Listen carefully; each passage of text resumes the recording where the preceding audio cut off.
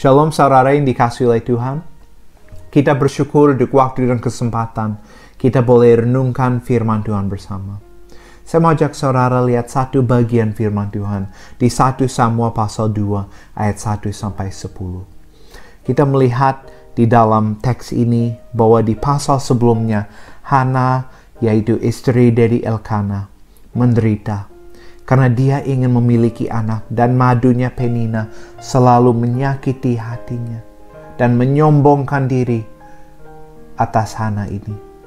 Dan Hana dengan begitu sedih dan pedih rasanya di dalam hati berdoa kepada Allah, dan Allah menggenapi janjinya. Dan sesuai dengan janji firman Tuhan, Hana diberikan anak. Dan sekarang dia bersukacita dan bersukaria. Dia berkata, hatiku bersukaria karena Tuhan. Tanduk kekuatanku ditinggikan oleh Tuhan.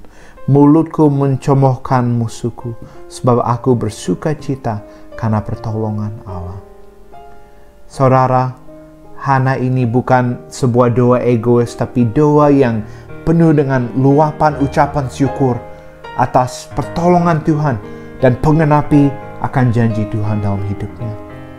Dia menyerahkan kembali anak ini kepada Allah, yang membuktikan bahwa dia lebih mencintai dan lebih bergembira akan Allah daripada anak ini.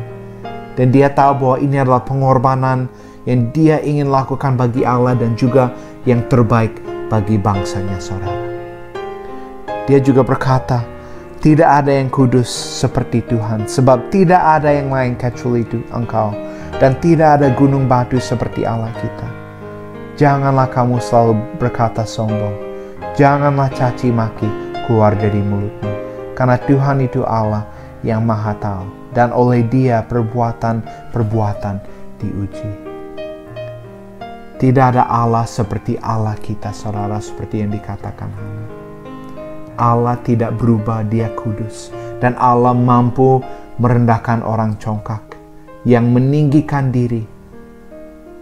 Setiap lutut akan bertekuk dan setiap mulut akan ditutup, saudara. Dan setiap perbuatan akan diuji oleh manusia, kesombongan manusia untuk menghina Allah dan umatnya, dan merasa dirinya begitu hebat dan tidak mengandalkan kekuatan dari Allah. Orang ini akan direndahkan dan semua akan diuji. Itulah sebabnya kita diingatkan, jangan kita sombongkan. Kita harus memuji keagungan Allah seperti Hana. Setiap kali kita datang kepada Allah, kita memuji. Jangan fokus kepada masalah kita. Fokus kepada keagungan Allah. Hana memuji Dia sebagai gunung batu. Allah sebagai gunung batu sering muncul dalam firman Tuhan, yang berbicara tentang kekuatan, kestabilan, keteguhan, dan bahwa Allah tidak berubah. Allah menyatakan Hana benar dan terbukti bahwa Ia adalah hakim yang adil dan benar. Mungkin saja saudara disalah nilai oleh orang lain dan disalah mengerti. Namun nanti akan nampak semua ketidakadilan yang saudara ngalamin seumur hidup suatu saat akan dibenarkan. Sama seperti pengalaman Hana di sini.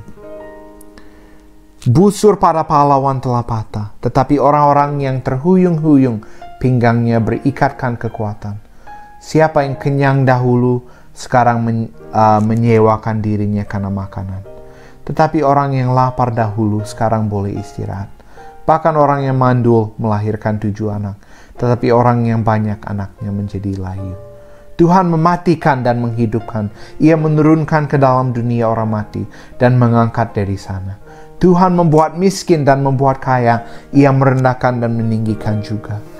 Ia menegakkan orang hina dari dalam debu dan mengangkat orang yang miskin dari lumpur. Ia mendudukan dia bersama-sama dengan para bangsawan. Saudara, Tuhan begitu adil, konsisten dengan karakter. Namun, Dia akan sering surprise kita dengan anugerah yang begitu besar. Tuhan mampu merendahkan yang congkak dan meninggikan yang telah terpuruk. Seperti Hana ini. Dan ayat ini berkata bahwa Allah dalam sekejap mata dapat memutarbalikkan segala sesuatu. Orang yang kelihatan kaya dijadikan miskin dan sebaliknya. Orang yang bisa punya anak menjadi layu. Dan orang yang kuat menjadi lemah dan sebaliknya. Hana tahu bahwa Allah telah menutupi kandungannya dan menjadi malu. Tapi dengan waktu Tuhan, dia bisa memiliki anak. Allah dapat mematikan dan menghidupkan karena dia berdaulat. Semua ada di dalam tangannya. Dia dapat membuat orang miskin jadi kaya dan orang yang rendah menjadi ditinggikan. Dia mengangkat orang jadi lumpur dan mendudukkan mereka sesuai dengan anugerahnya. Kita harus bersyukur bahwa Allah telah memilih kita dan kita harus bersyukur untuk hidup kita. Jangan bersungut-sungut atau mengeluh. Dan melihat bahwa Allah sedang menopang seluruh dunia ini. Dikatakan bahwa sebab Tuhan mempunyai alas bumi dan di atasnya ia menaruh daratan. Allah menopang dunia ini. Langkah-langkah kakinya, orang-orang yang dikasihnya dilindunginya. Tapi orang-orang fasik akan mati binasa dalam kegelapan. Sebab bukan oleh karena kekuatan sendiri seorang berkuasa. Orang yang berbantah dengan Tuhan akan dihancurkan atas mereka. Ia mengguntur di langit.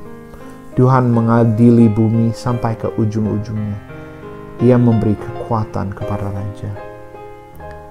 Saudara, Allah menopang seluruh dunia dan juga hidup kita. Termasuk kondisi corona, kita percaya bahwa Allah in control. Dan dia mampu menjaga langkah-langkah kita. Seperti Hana, seperti saudara dan saya. Dia bisa melihat apa yang saudara ngalamin hari ini. Dan dia telah menjanji akan menjaga saudara. Dan janjinya tidak akan gagal. Sedangkan orang yang congkak, orang yang merasa dirinya tidak membutuhkan Allah, dikatakan bahwa mereka akan mati binasa di dalam kegelapan. Karena mereka merasa tidak perlu Allah. Siapakah kita manusia begitu rapuh? Mungkin bagi orang congkak, orang yang jahat, jauh dari Tuhan, anggap semuanya berjalan baik. Tapi waktunya akan lewat begitu cepat. Dan setelah itu nggak ada kesempatan lagi. Sedangkan orang yang benar akan dijaga dan memiliki dan akan mewarisi kerajaan Allah yang kekal. Di bagian terakhir dikatakan, ia memberi kekuatan kepada raja yang diangkatnya dan meninggikan tangguh kekuatan orang yang diurapinya.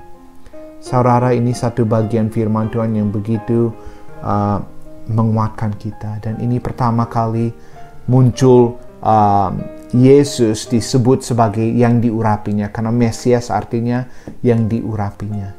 Jadi walaupun Tuhan Yesus muncul di perjanjian lama, ini pertama kali Yesus sebagai Mesias muncul. Dan ini menjadi harapan kita, saudara yang dikasihi oleh Tuhan. Ini dalam doa Hana, dia bisa melihat jauh ke depan bahwa Allah telah melepaskan dia. Tapi juga melihat jauh ke depan bahwa Allah telah mempersiapkan kerajaan kekal bagi dia, bagi umat Allah, dan pertolongan dan keselamatan hanya datang dari dia. Dan bahwa semua yang kita ngalamin di dunia ini ada maksud khusus, dan di akhir Allah akan menyatakan kuasa dan keagungan, dan kita akan memuji dan memuliakan dia sampai selama-lamanya. Saya mau ajak saudara berdoa dengan saya beberapa pokok doa. Pertama, mari kita bersama mendoakan keluarga Buayan, yaitu Pak Joni, Jekri, dan juga Aldi dan David. Dan juga sekaligus kita akan mendoakan jemaat yang lain yang masih sakit, yang saudara teringat dalam hati, mari kita berdoa. Bapa dalam surga, kami berdoa untuk keluarga Buayan yang dipanggil Tuhan. Bapa, kami berdoa di dalam Yesus. Tuhan menguatkan Pak Joni dan juga Jekri, dan juga Aldi dan David. Tuhan menguatkan dan menghiburkan. Bapa di dalam surga, Tuhan melepaskan mereka. dari merasa tidak ada harapan, supaya mereka dihiburkan bahwa mereka tahu bahwa suatu saat akan bertemu kembali dengan mama dan juga istri yang terkasih di dalam kekekalan. Dan supaya di sisa waktu di dunia mereka dihiburkan, dikuatkan. Bapa, kami juga berdoa untuk jemaat yang masih sakit, yang menderita. Kiranya Tuhan menghiburkan, menguatkan. Dari perikop hari ini, kiranya Tuhan beri kekuatan dan harapan bahwa Allah di akhir akan menyatakan kuasa, keagungan, dan juga anugerah, dan kami akan bersukaria di dalam Dia. Terima kasih Bapa. Di dalam Yesus kami berdoa. Amin. Kiranya Bapa dalam surga memberkati, melindungi, dan menguatkan saudara sekalian. Amin. Tuhan Yesus memberkati.